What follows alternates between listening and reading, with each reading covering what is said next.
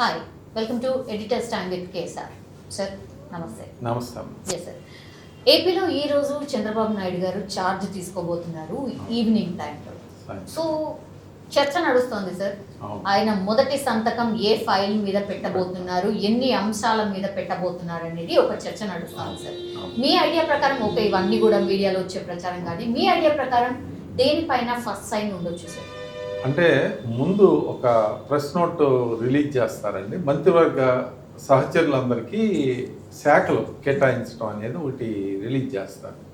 ఇందులో డిప్యూటీ సీఎంగా పవన్ కళ్యాణ్ గారు అనేది బహుళంగా వస్తున్నమాట. రెండవది, ఈ ఛార్జ్ తీసుకున్న తర్వాత ఆయన మొదటి నుంచి కూడా చెప్తా ఉన్నారు. దీనికి కారణం ఏంటంటే సుదీర్ఘమైన ఎలక్షన్ ప్రక్రియ. అంటే ఎలక్షన్లు అయిపోయిన తర్వాత చాలా కాలం కౌంటింగ్కి పట్టింది. 4వ తారీఖు కౌంటింగ్ వచ్చిన తర్వాత మరి నరేంద్ర మోడీ గారి ప్రభుత్వానికి కొంత మెజారిటీ తగ్గటం వలన అది కూడా లేట్ అయింది ఆ ప్రాసెస్. అక్కడ కూడా మళ్ళీ ఎన్డీఏ భాగస్వామ్య పక్షాలన్నీ రావటం, వాళ్ళందరూ కూడా రాష్ట్రపతిని విన్నవించుకోవటం, వాళ్ళు ఒక ఇన్విటేషన్ పంపించడం, ఇదంతా కూడా ఒక ఫార్మాలిటీస్ అనమాట. అది లేట్ అయింది. దానివల్ల ఆంధ్రప్రదేశ్లో ప్రభుత్వం కొలువు తీరటం అనేది ఆలస్యమైంది. నరేంద్ర మోడీ గారు వచ్చారు, ఆయన యథావిధి ఆ ప్రమాణ స్వీకారం అయిపోగానే 4.0 చంద్రబాబు గారి 4.0 ప్రమాణ స్వీకారం జరిగింది. అంటే 4వసారి అనమాట. ఆయన తిరుపతి వెళ్ళి ఈరోజు వచ్చి ఛార్జ్ తీసుకుంటున్నారు. ఈరోజు కనకదుర్గ ఆలయానికి కూడా ఇప్పుడే వెళ్ళటం జరిగింది. ఆయన ఛార్జ్ తీసుకున్న తర్వాత ఆయన గతం నుంచి ప్రామిస్ చేస్తున్న మెగా డిఎస్సి అంటే యువకులకి, అంటే గత ఎన్నికల్లో జగన్మోహన్ రెడ్డి గారికి బాగా అనుకూలించిన అంశం యువకులేండి. అంటే వాళ్ళ ఉద్యోగ అవకాశాలను నేను కల్పిస్తాను అనేది ఇంజనీరింగ్ కాలేజెస్కు ఆయన వెళ్ళి ప్రామిస్ చేయడం జరిగింది. అసలు ఒక్క డిఎస్సి కూడా వేయకుండానే 5 సంవత్సరాల కాలం కూడా పుణ్యకాలం గడిచిపోయింది. ఇప్పుడు మెగా డిఎస్సి అనేది ఫస్టే నేను ప్రకటిస్తాను అని చెప్పి ఇద్దరు పవన్ కళ్యాణ్ చంద్రబాబు నాయుడు గారు ప్రామిస్ చేశారు. అది ఫస్ట్ సంతకంగా ఉండబోతాను. ఇక రెండవది సడన్గా డెవలప్ అయింది ల్యాండ్ టైటిలింగ్ యాక్ట్. ఆ ల్యాండ్ టైటిలింగ్ యాక్ట్ రెండవ దానిగా వాళ్ళు డిస్మిస్ చేస్తాం. దీని మీద ఏం కంగారు పడొద్దు, రైతులకి మరి జగన్మోహన్ రెడ్డి గారి ముఖ చిత్రం కూడా దాని మీద ఉండదు, అంటే అసలు యాక్టే తీసేస్తాము అని ప్రామిస్ చేశారు. దాని మీద కూడా అది కూడా రైతులందరికీ కూడా రిలీఫ్. ఆయనకి ముందే ఎలా ఉంటుందంటేనండి, ఏదో ఒక ఆపద వస్తూ ఉంది, ఆ ఆపద వస్తుందని భయపడి రైతులు ఉన్నారు. ఇప్పుడు ఆ ఆపద నుంచి రక్షిస్తున్నాం. ఆ డ్రాఫ్ట్ కమిటీ నుంచి అది కూడా తీసేస్తాం. అసలు మామూలు ప్రభుత్వం ఆ ప్రయత్నమే చేయదు అనేది ఒక ప్రక్రియ. ఒక రిలీఫ్గా రైతులు, విద్యార్థులు, ఇకపోతే అన్నార్థులు అంటే అన్నా క్యాంటీన్స్. జగన్మోహన్ రెడ్డి గారు రాగానే కేవలం అది అన్న అంటే తారక రామారావు గారిని అన్న అంటాం, అన్నగారు అంటాం, అదొక అనవాయి, అందరికీ తెలిసిందే. ఆ అన్న క్యాంటీన్ పేరుతోటి రాష్ట్ర వ్యాప్తంగా మండల కేంద్రాల్లో అన్న క్యాంటీన్లు ఉన్నాయి. అవి ఒక్కొక్క చోట 20 రూపాయలకి, ఒక్కొక్క చోట 5 రూపాయలకే ఫుడ్ ఇస్తా ఉన్నారు. కొన్ని చోట్ల ఫ్రీగా కూడా డిస్ట్రిబ్యూషన్ చేయడం జరుగుతాం. అంటే గవర్నమెంట్ పార్టిసిపేషన్లో ఉన్నాయితేనేమో ఒక ఫిక్స్డ్ రేటు, మరి ప్రైవేట్ అదే క్యాంటీన్ ప్రైవేట్ రన్ అయితే ఆ ఎమ్మెల్యేనో మండల ప్రెసిడెంట్ ఎవరైనా రన్ చేస్తే కొంచెం తక్కువ రేటుకే ఇస్తా ఉన్నారు. అవి కూడా రన్ చేసే విధంగా ఒక జీవో ఒకటి పాస్. దీనికి ఏంటంటేనంటే రోడ్డు పక్కనే స్థలాలు, ప్రభుత్వ స్థలాల్లో అనుమతులు ఇస్తారు. దానివల్ల అందువల్ల ఏంటంటే ఈజీగా పెట్టడానికి, ప్రజలందరికీ అందుబాటులో ఉండటానికి కారణం ఉంది. ఇప్పుడు ఆ అనుమతులు లేవనే కదా జగన్మోహన్ రెడ్డి గారు ఇవన్నీ తీసేసింది. ఇప్పుడు ఏ విధమైన అనుమతులు లేవు అనేది తీసేశారు. ఇక ఇవి 3 ప్రధానంగా ఉండేయండి.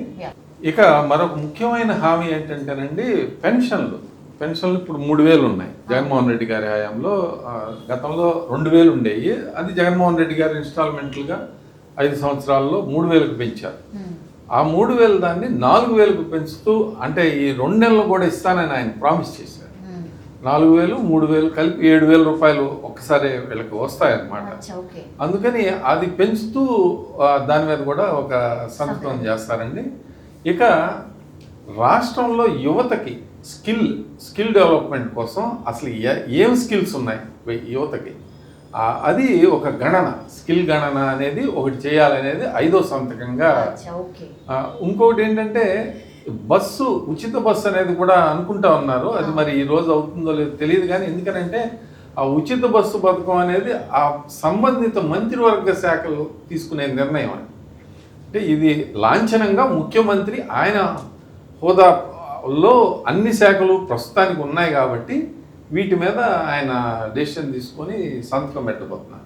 ఈ 5 ప్రధానంగా అంటే ముందు రిలీఫ్ అందరికి, పెన్షనర్స్కి, యువతకి, రైతులకి, మరి అన్నార్థులకి అంటే పేదవాళ్ళకి ఎవరికైతే వీళ్ళందరికీ కొంచెం రిలీఫ్గా ఉండే కార్యక్రమంగా ఇది మొదట 4 సంతకాలు 5 సంతకాలు ఉండబోతా ఉన్నాయి. మంత్రివర్గ కూర్పు ఇలా ఉండొచ్చు అలా ఉండొచ్చు అని ఒక టాక్ నడిచింది సార్. ఇప్పుడు శాఖలకు సంబంధించి చాలా మంది ఇంకో మాట మాట్లాడుతున్నారు, సీనియర్స్ ని అసలు చాలా పక్కన పెట్టేశారు, చాలా కొత్త వాళ్ళని తీసుకొచ్చారు. అట్లెందుకు అంటే ఇక లాస్ట్ టర్మ్ మేము ఇంకా దాని తర్వాత పోటీ చెయ్యమని డైరెక్టర్ చెప్పిన వాళ్ళకు కూడా మంత్రివర్గంలో చోటు దక్కలేదు. ఎందుకని ఇట్లా జరిగింది సార్? ఒకటండి, రాజకీయాల్లో పోటీ చేసేది మంత్రి పదవుల కోసం కాదు అనేది వాళ్ళు కూడా గమనించారు. వాళ్ళు ఫస్ట్ అడిగేటప్పుడు మీ యువతకి ఇంకెప్పుడు అధిక ఛాన్స్ ఇస్తారు అనేది, ఆ నియోజకవర్గాల్లో యువత ఎప్పటి నుంచినో కళ్ళు కాయలు కాల్చేటట్టు ఎప్పుడు మళ్ళీ ఈయనేనా అని చెప్పి ఒక అసంతృప్తి అనేది రాష్ట్ర వ్యాప్తంగా కొన్ని నియోజకవర్గాల్లో ఉంది.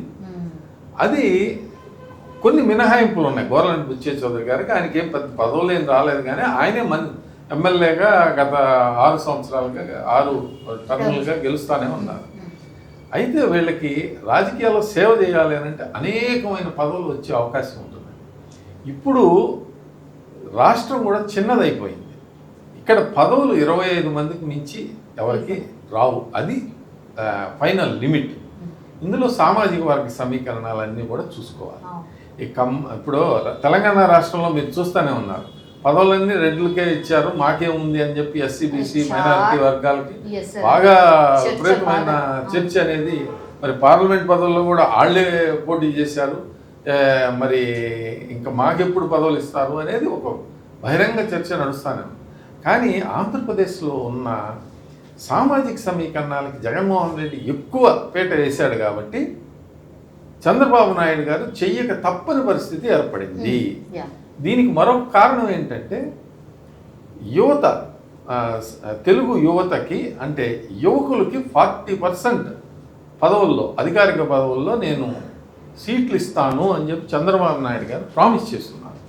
ఇది మహానాడులో మరి యువతకి అవకాశాలు ఇస్తాను అని. దానికి అనుగుణంగానే ఒక యంగ్ టీమ్ని, అంటే నారా లోకేష్ యువకుల దానికి కొనసాగింపుగా ఇది రాబోయే అధికార మార్పిడికి చిహ్నంగా అని అంటున్నారు, కానీ అది కాదండి. మామూలుగా ప్రామిస్ చేశారు వాళ్ళకి, యువతకి 40% అవకాశాలు ఇస్తాము అని. ఇకపోతే కొల్లు రవీంద్ర గారు, ఆయన కూడా యువకుడే. చాలామంది ఉన్నారు, వంగల్పూడి అనిత గారు కానివ్వండి, రాంప్రసాద్ రెడ్డి గారు కానివ్వండి, మరి కందుల దుర్గేష్ కానివ్వండి, చాలామంది యువకులకి ఈసారి అవకాశం ఇచ్చిన మాట. అలా అని చెప్పి వయసు ఉన్న వారికి ఇవ్వలేదని కాదు, అది ఎక్స్పీరియన్స్ ఉన్న వాళ్ళకి కూడా చాలామందికి అవకాశాలు వచ్చినాయి.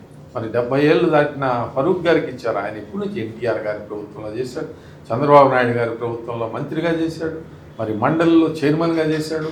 మరి చాలా సీనియర్, కర్నూలు లాంటి కీలకం, నంద్యాల లాంటి కీలకమైన నియోజకవర్గంలో ఆయన గెలవటం అని అంటే ఇంతటి, అంటే కర్నూలు జిల్లా మొత్తం కూడా వైసీపీ కంచుకోటలో అనుకున్న వాటిలో ఆయన ఈ పరిస్థితుల్లో గెలవటం అంటే అది విశేషమనే చెప్పాలి. మరి ఆయనకు కూడా అవకాశం ఇచ్చి ఆనం కుటుంబమే రాజకీయ కుటుంబం. వాళ్ళు గతంలో ఎప్పటి నుంచినో వాళ్ళ కుటుంబంలో అనేక మంది మంత్రులుగా పనిచేశారు. ఈయన కూడా ఎన్టీ రామారావు గారి మంత్రివర్గంలో మంత్రిగా చేశాడు, చంద్రబాబు నాయుడు గారి మంత్రివర్గంలో, రాజశేఖర రెడ్డి గారు, కిరణ్ కుమార్ రెడ్డి గారి మంత్రి, రోసే గారి మంత్రివర్గంలో చేశారు. అలా ఆయనకి పూర్తి ఎక్స్పీరియన్స్ ఆనం రామనారాయణ రెడ్డి గారికి కూడా ఉందంటంలో ఎలాంటిది. ఇక అచ్చెన్నాయుడు గారు సీనియరే కదండి, ఆయన పార్టీ అధ్యక్షుడు. అలా అవకాశం సీనియర్లకు కూడా ఇచ్చారు.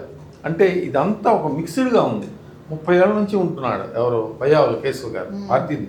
అంటే పార్టీ అధికారంలో ఉన్నప్పుడు ఈయన ఓడిపోయాడు, అధికారంలో లేనప్పుడు ఈయన గెలిచాడు. అలా వస్తూ ఉంది.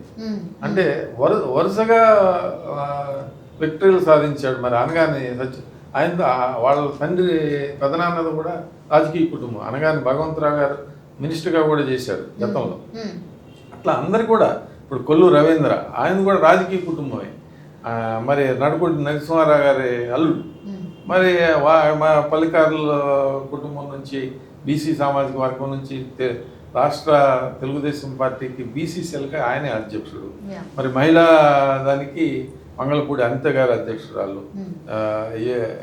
ఆమె పడని బాధ లేదు అనిత గారు. మీరు గతంలో అధికారంలో ఉన్నప్పుడు కూడా మరి ఆమెని ట్రోల్ చేసిన విధానం కానీ, మరి తిరుమల తిరుపతి దేవస్థానంలో ట్రస్ట్ మెంబర్గా ఇస్తే కనీసం ఒక్కరోజు కూడా ఆమెను పదవి స్వీకారం కూడా చేయకుండానే మరి ఆమె తప్పుకున్న వైనం కూడా మనం చూసాం. కాబట్టి వీళ్ళంతా అర్హులే.